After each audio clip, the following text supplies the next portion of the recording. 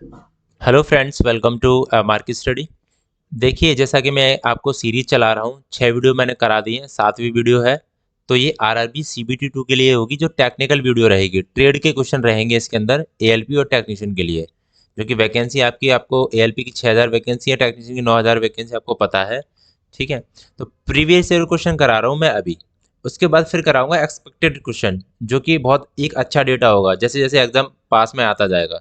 अब ये वीडियो रहेगा fitter, machinist, mechanic diesel, automobile और आरएसी के लिए। सारे क्वेश्चन मिक्स आते हैं। जैसा कि मैंने पेपर को एनालाइज किया है, तो मैंने आपको बता रहा हूँ कि सारे पेपर मिक्स आते हैं लगभग लगभग। ठीक है। जैसे मान लो कि आपका मैकेनिक डीजल का पेपर है। ठीक है। तो उसमें डीजल के जो क्वेश्चन होंगे वो थोड़े से ज़्यादा होंगे। बाकी जो फिटर, मशीनिस्ट, ऑटोमोबाइल के वो थोड़े कम होंगे। इस तरीके से होगा। ठीक है। जैसे 75 क्वेश्चन है, तो करीबन 30 से 35 क्वेश्चन आपके मैकेनिकल डीजल से आएंगे, बाकी सारे क्वेश्चन मिला के आएंगे। इस तरीके से होगा।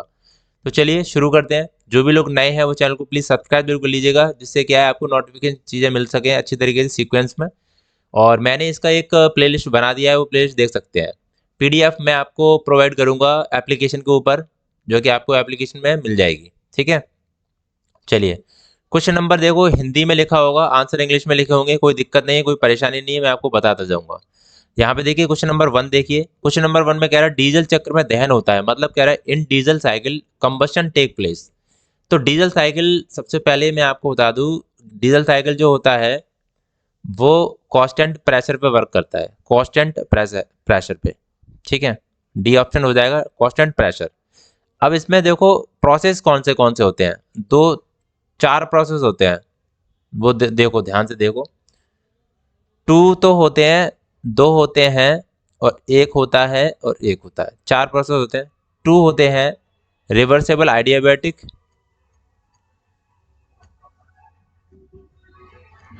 डिप्लोमा वाले आराम से समझ रहे होंगे, कोई दिक्कत नहीं है। ठीक है। और एक होता है कांस्टेंट प्रेशर,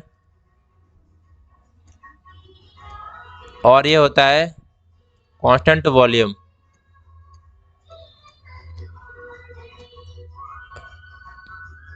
रुकना, थोड़ा बाहर का साउंड आ रहा है, एक मिनट रुकना।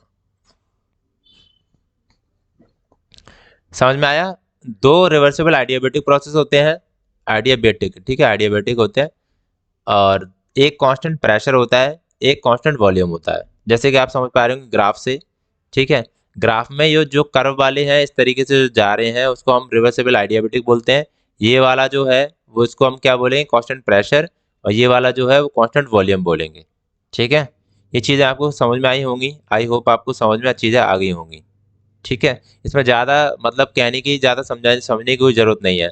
बाकी सक्शन के टाइम पे, ठीक है, डीजल साइकिल में सक्शन के टाइम पे, at the suction, at the suction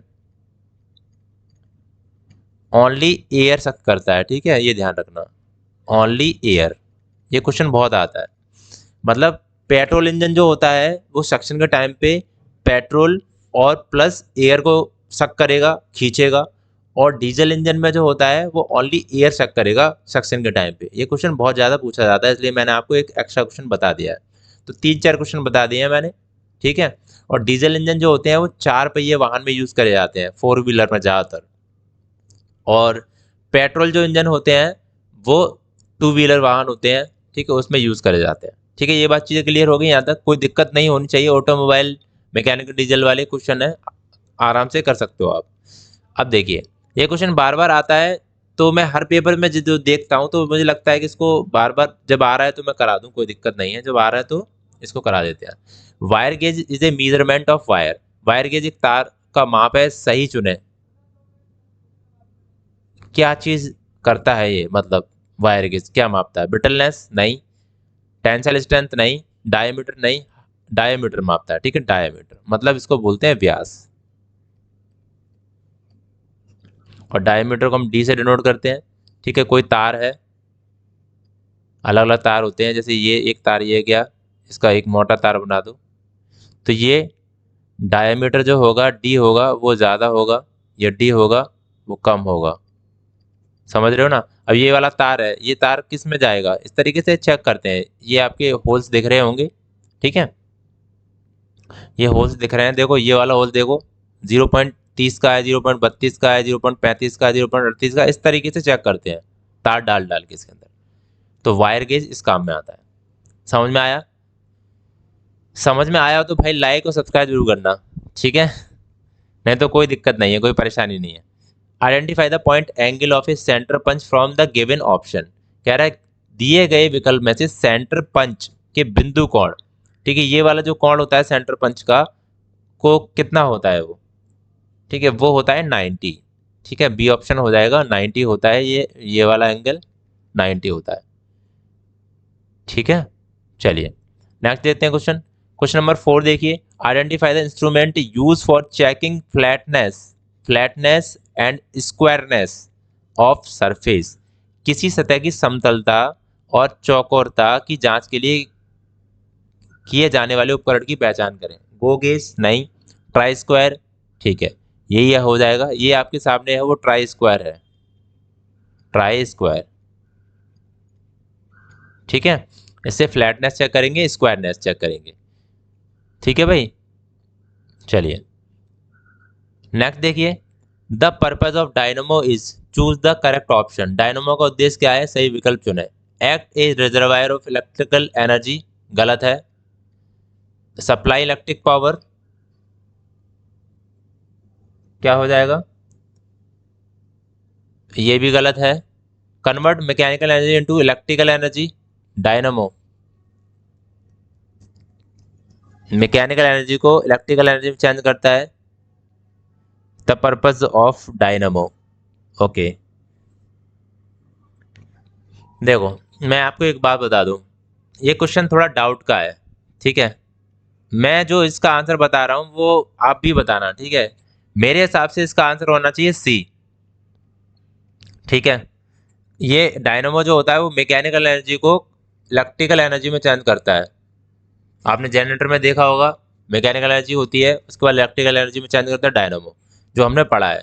पर लेकिन रेलवे ने जो आंसर दिया है वो ये वाला दिया है, डी ऑप्शन, ठीक है। ये रेलवे का आंसर है, रेलवे आंसर की में, ठीक है। तो आप देख लेना, ये कह रहा है कंटिन्यूअली रिचार्ज द बैटरी, मतलब ये रिचार्ज को कंटिन्यूस, मतलब बैटरी को रिचार्ज करता है कंटिन्यूस, ऐसे बोल रहा है। पर लेकिन मैं कहता हूँ कि सी आंसर इसका करेक्ट होगा। आप अपनी एडवाइस या कमेंट दे सकते हैं कमेंट बॉक्स में कि क्या सही आंसर होगा, जिससे बच्चों को भी पता चल जाए, और बच्चे सभी लोग कमेंट जरूर देख लीजिएगा, ठीक है। चलिए नेक्स्ट देखते हैं, the device which is use to measure the brake power of a engine is called. मतलब कह रहा है कि वह उपकरण जिसका उपयोग इंजन की ब्रेक शक्ति, ब्रेक पावर को मापने के लिए किया जाता है, कहलाता है।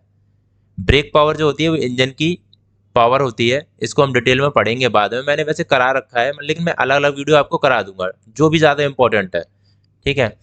तो ब्रेक पावर शक्ति को मापने के लिए किया जाता है, क्या उपकरण होगा वो, डायनोमोमीटर होगा, ठीक है, ए ऑप्शन होगा डायनोमोमीटर, ठीक है। ध्यान रखना, ब्रेक पावर, इंजन का जो ब्रेक पावर होता है उसको डायनामोमीटर से चेक करते हैं, ये चीज़ पता होनी चाहिए, ठीक है। चलिए अब देखिए question number 7, lubricant oil is needed to run the machine. Machine को चलाने के लिए चिकनाई वाले तेल की आवश्यकता होती है, quickly, with increase friction, with clearance, without noise, मतलब बिना आवाज़ के, ठीक है, विदाउट नॉइज, नॉइज मतलब यहाँ लिख दे रहा हूँ मैं हिंदी में, बिना नॉइज, आवाज़ लिख दे रहा हूँ जिससे आपको समझ में आए, बिना आवाज़ के, ठीक है। अब जैसे कोई मशीन खटर खटर कर रही है या फिर उसमें आवाज़ आ रही है, तो आप उसमें क्या करोगे, ये ऑयल डालोगे। ऑयल क्या होते हैं, ऑयल ही होते हैं लुब्रिकेशन, ठीक है, क्या होते हैं, लुब्रिकेशन बोलते हैं ऑयल को, ठीक है, या फिर ग्रीस होगी, जो फ्रिक्शन को कम करने के लिए यूज़ करे जाते हैं, ठीक है। किसको कम करते हैं, फ्रिक्शन को कम करते हैं, फ्रिक्शन को कम करते हैं, लेस फ्रिक्शन, ठीक है। चलिए समझ में आ रहा होगा क्वेश्चन, ठीक है, जहां तक है। इतने इजी क्वेश्चन मतलब रेलवे ने पूछे थे लास्ट टाइम में 2019 में। अब देखिए कह रहा instrument use to measure high temperature. High temperature को मापने के लिए बहुत बार कराया है मैंने। आपका होता है पायरोमीटर, ठीक है, पायरोमीटर होता है। थर्मोमीटर आपका क्या करता है, ये भी टेम्परेचर मेजरमेंट करता है बॉडी का। बैरोमीटर मतलब प्रेशर करता है। प्रेशर मतलब दाब, दाब को मेजरमेंट करता है। कॉलीमीटर आप बताओगे कॉलीमीटर जो होता है वो क्या मेजरमेंट करता है? प्लीज़ कमेंट बॉक्स में कमेंट जरूर करना, जो भी लोग देख रहे हैं। और नहीं आ रहा है तो आप मुझे बताना, मैं कमेंट में कमेंट कर दूंगा, ठीक है। कमेंट बॉक्स में बताना जरूर इसका कॉलीमीटर क्या मेजरमेंट करता है। देखिए, belt slackness is due to choose the correct answer. Belt की शिथिलता, स्लैकनेस का मतलब होता है ढीलापन, ठीक है। स्लैकनेस ये गया आपका। अब बेल्ट देखो, जैसे नीचे से आपकी जाएगी तो टाइट स्लाइड होगी, आपको पता है बेल्ट टाइट होगी नीचे, ठीक है। ये बेल्ट होगी, यहाँ टाइट होगी, यहाँ ऊपर जाके वो ढीली हो जाएगी। तो स्लैक साइड ही ऊपर वाली है। कभी पूछे स्लैक साइड कौन सी होगी, तो ऊपर वाली होती है ज़्यादातर, ठीक है। तो ये हो गई चीज़ें। तो इसमें क्या आंसर होगा? बेल्ट की शिथिलता, सही उत्तर चुना है। वॉर्न शाफ्ट, वॉर्न चैन, वॉर्न गियर, वॉर्न स्प्रिकॉट। तो क्या हो सकता है इसका? वॉर्न शाफ्ट आंसर होगा इसका। वॉर्न शाफ्ट होगा। Belt slackness due to choose, belt slackness जो होती है वो वॉर्न शाफ्ट के कारण होती है, ठीक है। जैसे शाफ्ट मान लो आपकी हिल रही है, थोड़ी थोड़ी हिल रही है, तो इस चक्कर में भी आपकी स्लैकनेस मतलब जो टाइटनेस होगी वो कम हो जाएगी, तो ढीली हो जाएगी बेल्ट, ठीक, इस तरीके से होती है। चलिए देखते हैं नेक्स्ट। एक cutting tool use to finish and enlarge a hole non edge, chosen the correct answer. कह रहा है किसी छेद को पूरा करने के लिए, पूरा मतलब या फिर, हाँ ठीक है, करने और बड़ा करने के लिए उपयोग किए जाने वाले काटने के उपकरण को क्या कहते हैं? ठीक है, क्या होगा इसका आंसर आपको दिख रहा है? Reamer, reamer is the correct answer. Next देखते हैं। नेक्स्ट क्वेश्चन देखेंगे अब। Question number 11। Scavenging, scavenging is done to maintain. अब सबसे पहले हम स्कैवेंजिंग पढ़ते हैं, ठीक है। देखो, जैसे कोई सिलेंडर होता है, सिलेंडर, इंजन सिलेंडर, ठीक है, क्या होता है? इंजन सिलेंडर, ठीक है। तो उसके अंदर ना, जैसे आपने देखा होगा साइलेंसर लगा होता है, ठीक है, उसके अंदर से धुआं निकलता है, तो इंजन के अंदर से निकलता है, तो बर्न्ट गैस होती है। बर्न्ट मतलब, मैं आपको बता दूं, बर्न्ट गैस मतलब जली हुई गैस, जली हुई गैस को बाहर निकालना, जली हुई गैस को बाहर निकालना, ठीक है। Remove the burnt gas, burnt gas को बाहर निकालना engine cylinder, from the engine cylinder. तो इंजन सिलेंडर से हम अगर जो जली हुई गैसें हैं उसको बाहर निकालेंगे, ठीक है, उसको बोलेंगे स्कैवेंजिंग प्रोसेस, ठीक है। इससे होता क्या है? इससे होता है कि जो पावर आउटपुट जो होती है ना आपकी, पावर जो होती है ना, एफिशिएंसी बढ़ जाती है और पावर आउटपुट हमें ज़्यादा देता है, ठीक है। शक्ति हमें ज़्यादा मिलती है इससे, अगर हम इंजन को साफ कर देंगे। आप जानते हो इंजन में गंदगी जमा होगी तो इंजन सही से काम नहीं करेगा, जिससे उसकी एफिशिएंसी होगी, जिसकी जिसकी शक्ति होगी, जो पावर होगी वो कम हो जाएगी। भले उसको साफ रखेंगे तो उससे क्या होगा, पावर हमारी बढ़ेगी, ठीक है। समझ में आया होगा स्कैवेंजिंग किसको कहते हैं। तो इस तरीके से अगर क्वेश्चन आ जाए स्कैवेंजिंग क्या है, तो जली हुई गैसों को बाहर निकालना इंजन सिलेंडर से, ये इसका आंसर होता है।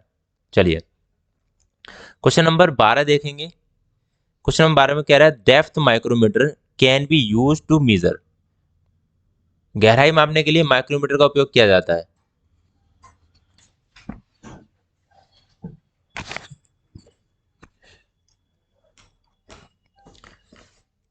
तो इसका आंसर देखो, क्या गहराई मापने के लिए क्या आंसर हो जाएगा इसका, क्वेश्चन नंबर 12 का?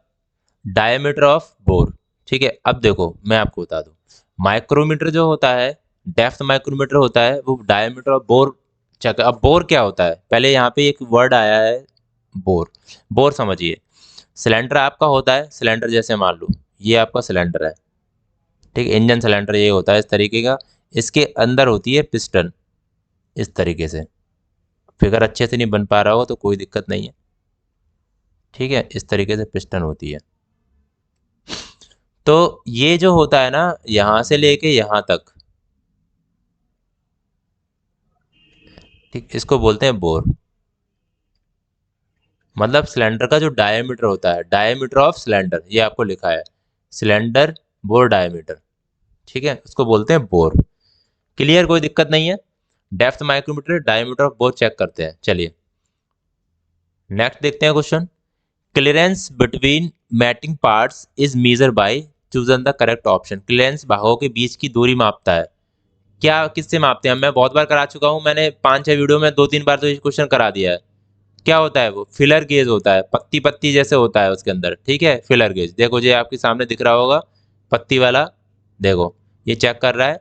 तो ये बियरिंग के बीच में गैप बिटवीन, क्या होता है, गैप बिटवीन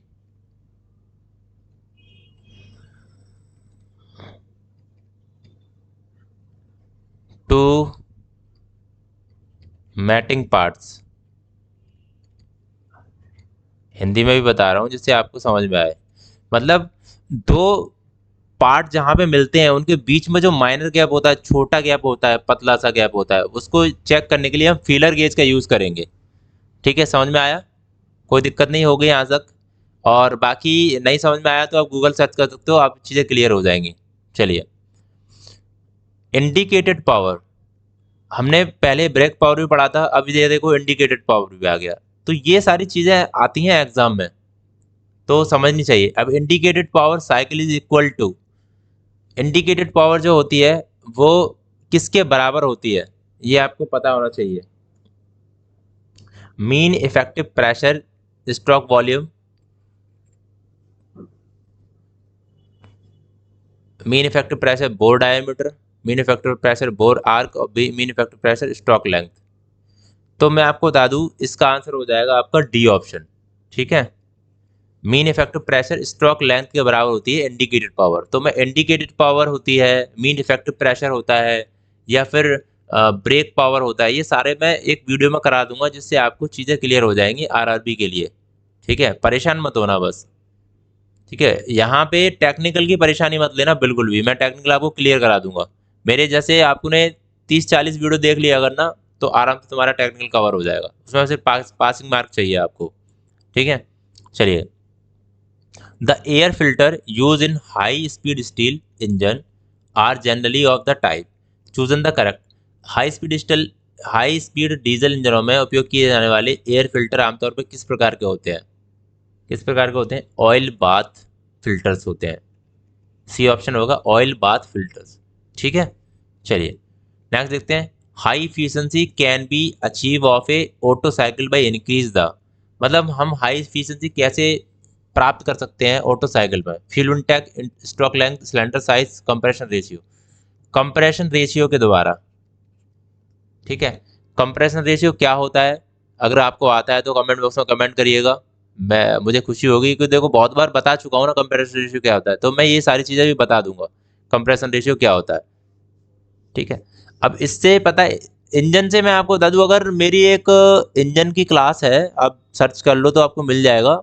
नहीं तो आपको कंटेंट मिलेगा सारा का सारा इंजन का, मेरे उसमें एप्लीकेशन पे। वो पेमेंट पेड वाला है तो उसको मत लेना। मैं आपको क्या करूँगा, मैं आपको क्लास में ही करा दूंगा, क्योंकि मुझे ना कुछ लोग ऐसे बोलते हैं कि सर आप बेच लो कोर्स को, या फिर तू तड़ाके से बात करने लगते हैं कुछ लोग। ऐसे मत करो। मैं तो फिर भी जो मेहनत वाला कंटेंट है उसके ही पैसे ले रहा हूँ। बहुत सारे लोग तो कुछ भी रिकॉर्डेड लेक्चर के 5-5 10 हज़ार रुपये लेते हैं, वो तुम लेते हो जाके। तो आई डोंट फोर्स यू, मैं तुम्हें फोर्स नहीं करूँगा इस चीज़ों के लिए। और अच्छे से पढ़ो, मैं करवा दूंगा, इतना बस परेशान मत होना, एक ही चीज़ करवा दूंगा। कह रहा piston ring are generally made of, piston ring किसकी बनी होती हैं? बताइए। पिस्टन रिंग जो देखो ये होती है पिस्टन, ठीक है, ये होती है पिस्टन रिंग। तो कोई भी मटेरियल पूछ लेगा, ठीक है, तो कास्ट आयरन की बनी होती है। ये देखो आंसर इसका होगा ए, कास्ट आयरन। ठीक है, कास्ट आयरन की बनी होती है पिस्टन रिंग। ठीक है, कोई दिक्कत नहीं है। सिलेंडर किसका बना होता है? वो भी कास्ट आयरन का बना होता है। ठीक है। अब आप कमेंट बॉक्स में बताओगे इसका जो मटेरियल है पिस्टन का वो क्या होगा, पिस्टन जो होती है वो किसकी बनी होती है, कमेंट बॉक्स में कमेंट में बताओगे आप। Which of the following which of the following is a part of the combination set, कह रहा है निम्न रूप से कौन सा संयोजन सेट का हिस्सा है। कॉम्बिनेशन में कौन को यूज करते हैं, Scott socket panels, steel rule, steel rule तो सिंगल होता है, square head, protector head.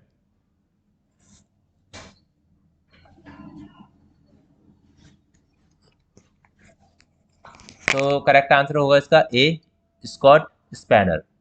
Next next देखते हैं क्वेश्चन।